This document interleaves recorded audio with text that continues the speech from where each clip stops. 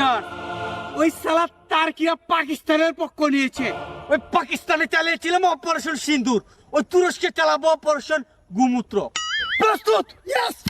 কি হরে ফায়ার!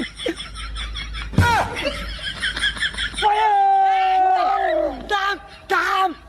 अरे टाम जी, आप यहाँ क्या कर रहे हो? ये साला मुदी पगला, তুই এখানে কি করছিস?